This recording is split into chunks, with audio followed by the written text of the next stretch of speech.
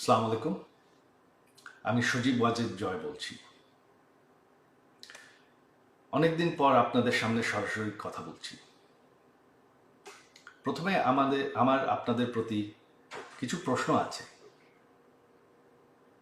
আজকে কি আপনারা ভালো আছেন? আজকে কি আপনারা বাংলাদেশে নিরাপদ আছেন? আজকে কি স্বাধীন আছেন?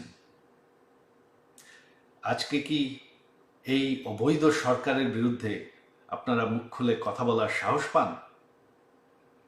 আজকে কি বাংলাদেশের পক্ষে, বাংলাদেশের স্বাধীনতার পক্ষে আপনারা মুখ খুলে কথা বলার সুযোগ পান, নাকি গ্রেফতার হন?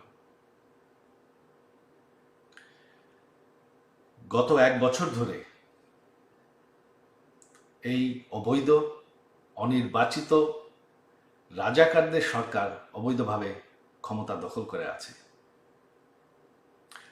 গত 1 বছর ধরে তারা স্বাধীনতার ইতিহাস মুছে ফেলার চেষ্টা করছে, স্বাধীনতার চেতনা মুছে ফেলার চেষ্টা করছে, এক এক করে প্রতিটি সরণি বুলডোজার দিয়ে ধ্বংস করছে এবং কি সে ঐতিহাসিক 32 নম্বর বাড়ি, যেই বাড়ির থেকে আমাদের স্বাধীনতা ঘোষণা করা হয়, সেই বাড়িটিকেও তারা বুলডোজার দিয়ে ধ্বংস করে ফেলেছে।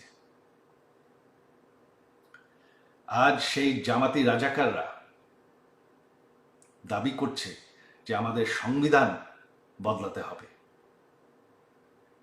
যেই রাজাকাররা আমাদের দেশের 30 লক্ষ মানুষ হত্যা করেছে, 2 লক্ষ নারী নির্যাতন করেছে, আজকে তারা বাংলাদেশকে ফেরত পাকিস্তান বানাতে চায়। আপনারা কি সেটা চান? আগামীকাল সেই ঐতিহাসিক 15ই আগস্ট, সেই কালো রাত, যেদিন বঙ্গবন্ধুকে এবং আমার সকল পরিবারকে হত্যা করা হয়। বঙ্গবন্ধু কোনো রাজনৈতিক দলের সম্পদ নয়। সকল বাঙালির কাছে আমার আহ্বান যে আপনারা যদি স্বাধীনতার চেতনায় বিশ্বাস করেন, আগামীকাল সেই ঐতিহাসিক 32 নম্বর বাড়িতে গিয়ে বঙ্গবন্ধুকে স্মরণ করবেন, সেই বাড়ির সামনে ফুলের তোড়া রাখবেন এবং মোমবাতি জ্বালাবেন।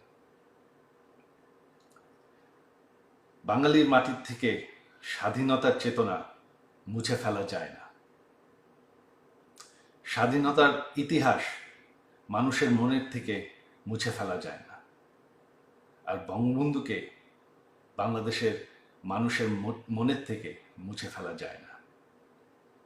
32 নম্বর একটি বাড়ি,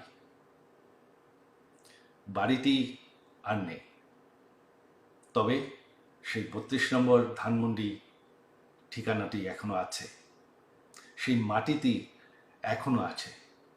আর মাটি কোনোদিন মুছে ফেলা যায় না, চেতনা কোনোদিন মুছে ফেলা যায় না। আর আমার বিশ্বাস